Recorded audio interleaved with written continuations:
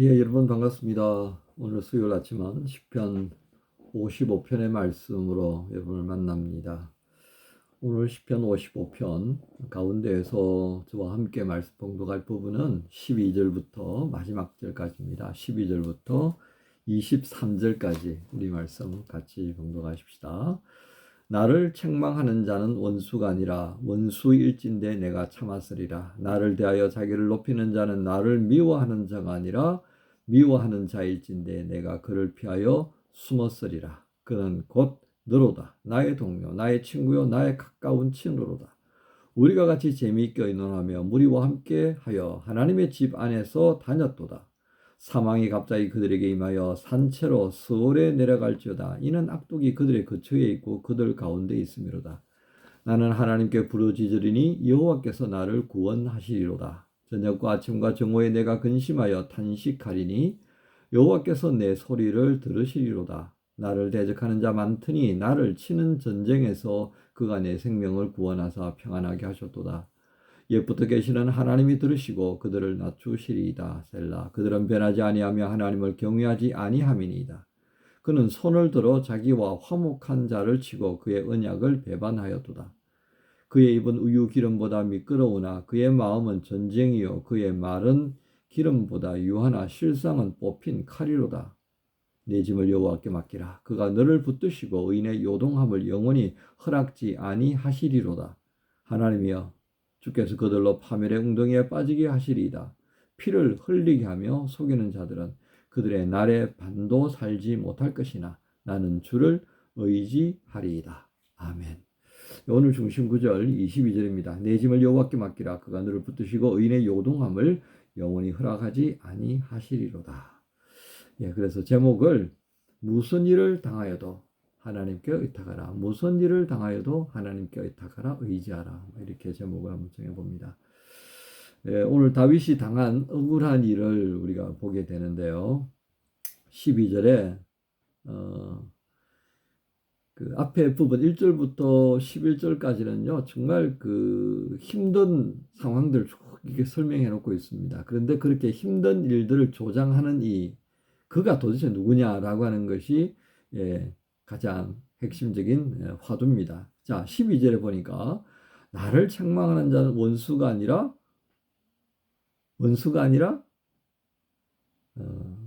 원수가 맞다고 하더라도 내가 참았으리라.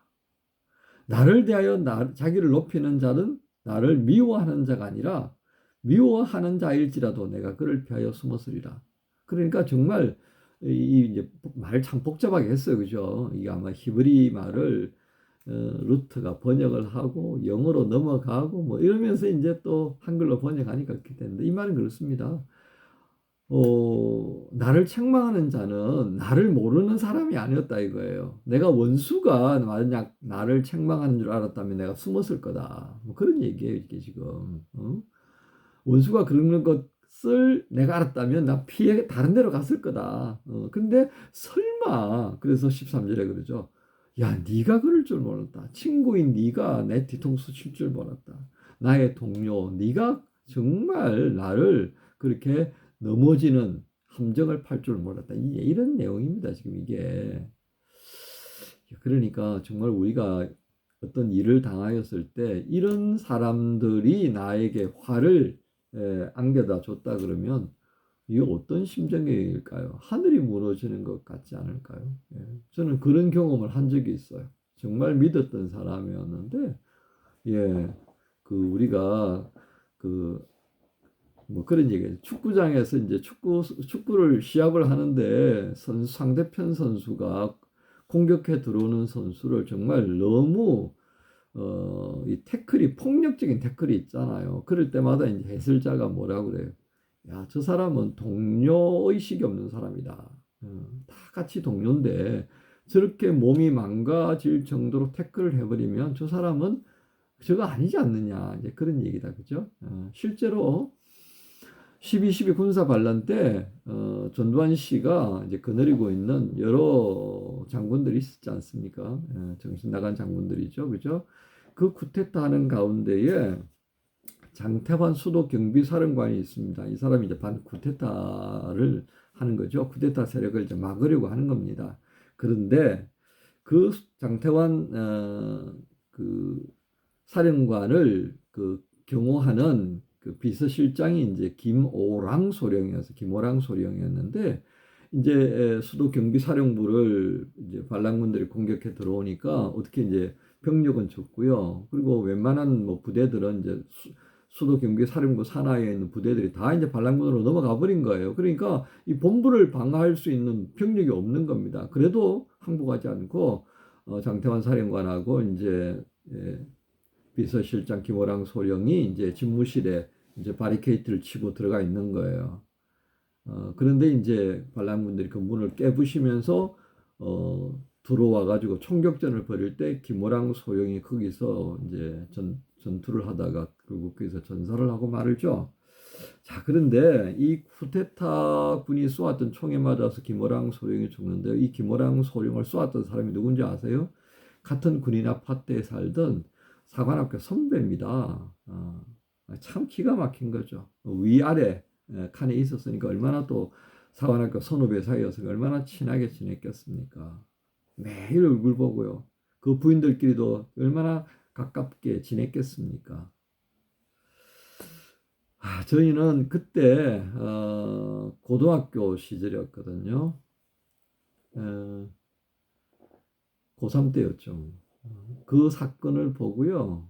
참 기가 막힌 마음이었습니다. 야, 이게 정상적인 세상이냐 이거였어요.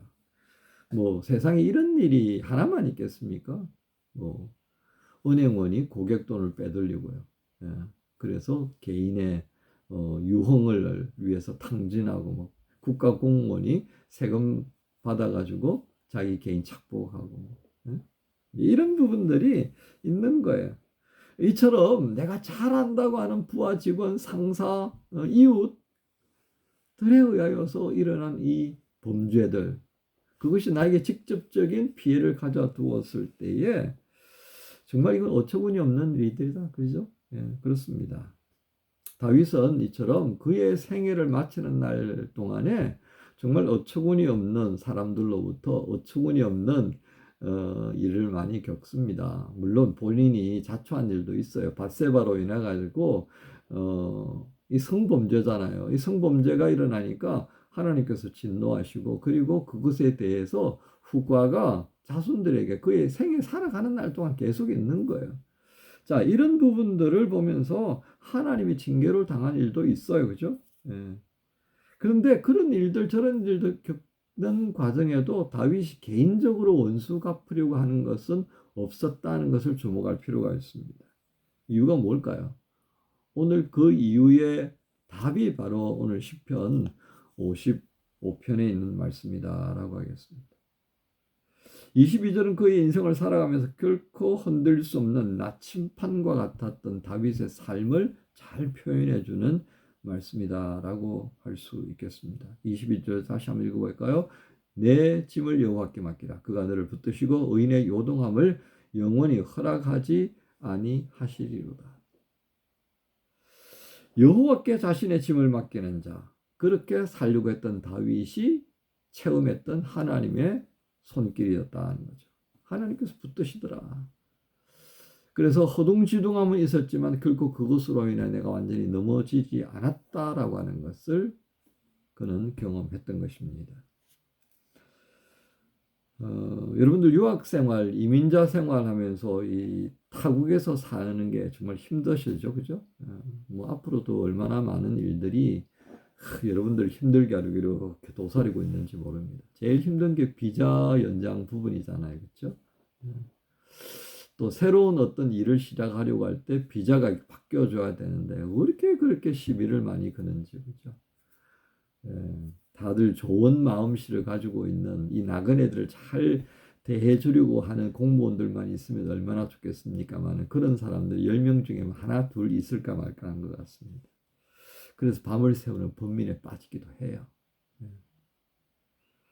그러나 하나님께서 계시기에 우리가 가야 하는 그 발걸음을 멈추지 않고 여기까지 왔잖아요. 그죠? 그겁니다. 그거. 멈출 수밖에 없었는데 야 돌아보니까 그거 다 내가 뛰어넘고 여기까지 왔더라 이거죠. 저 그걸 경험한 거예요. 1차 독일에서 생활 8년 그리고 5년은 한국에서 3년 모스크바에서 2년 지나고 다시 돌아와서 올해 횟수로 이제 5년째가 되는 거예요. 그 과정들을 돌아보니까요. 토탈 13년의 시간을 돌아보니까 야 이게 정말 하나님께서 붙들어 주지 않으셨다면 이게 안 되는 거다라는 결론을 저는 내릴 수밖에 없었습니다. 저희 아이들 크는 것도 마찬가지고. 그래서 오늘 다윗의 마음을 저는 충분히 공감할 수 있습니다. 이렇게 오늘 시편 55편을 통해서 하나님이 다윗의 이 시편을 통해서 우리에게 말씀하시는 바는 분명한 것 같습니다. 하나님이 계신다는 겁니다. 정말 무슨 일을 당하였을지 이 무슨 일 속에는요. 오늘 12절에 우리가 보았잖아요. 기가 막힌. 그리고 13절이 네가 바로 그 원수였고 네가 바로 나를 공경에 빠뜨리는 자이다. 어떻게 네가 그럴 수 있느냐. 이런 상황. 그렇게 정말 내가 무너질 버릴 수밖에 없는 나의 모든 의지할 바가 그냥 와당창 주저앉아 버리는 그런 상황을 당하였다 하더라도 어떻게 하라고요? 22절에 내 짐을 여호와께 맡기라. 그가 너를 붙드시고 의인의 요동함을 영원히 허락지 아니하시는 하나님이 너를 붙드시고 있고 나를 붙드셔서 여기까지 왔다라고 고백하고 있는 다윗을 만날 수 있습니다. 하나님께서는 성실하십니다. 신실하십니다. 우리의 숨을 쉴 수 있도록 숨구멍을 열어주시는 하나님이셨다. 이렇게 다윗은 고백합니다. 하지만 남들 볼 때 그렇게 화려하지는 않죠. 그렇죠? 왜요? 하나님께서 우리를 붙드시고 가게 하시는 그 길은요. 사단이 보여줬던 그 찬란하고요. 부유함이 넘치고요. 그런 게 아니거든요. 조용한 가운데서도 하나님의 능력을 드러내고 혼돈의 가운데 있어서도 평안이 무엇인가를 드러내시는 하나님이 우리를 그렇게 쓰시고 그렇게 쓰시려고 지금도 인도해 가시는 겁니다. 주님께 의탁하라고. 주님은 나의 이 무거운 짐이 무엇인지를 아시고 그것 함께 져주시려고 내게 찾아오셨다는 것 기억하십시다. 수요일을 시작하면서 우리가 어떻게 다짐하면 좋겠습니까?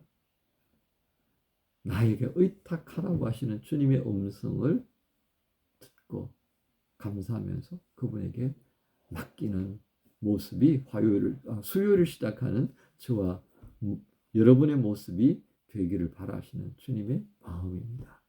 그 주님의 마음을 알았으니까 맡겨드리십시다. 맡겨드리는 우리 모두에게 주님께서 이것이 복이다 그렇게 말씀하시면서 동행하실 줄로 믿습니다.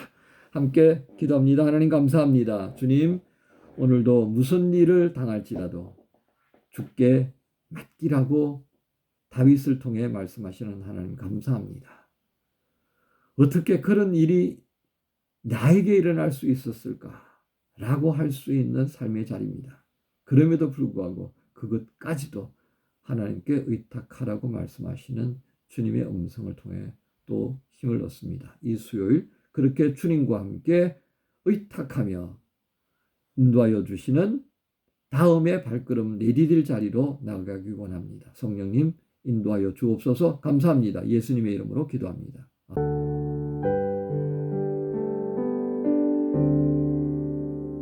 나의 갈 길 다가도록 예수 인도하시니 내 주 안에 있는 긍휼 어찌 의심하리요. 믿음으로 사는 자는 하늘 위로 받겠네. 무슨 일을 만나든지 만사 형통하리라. 무슨 일을 만나든지 만사 형통하리라.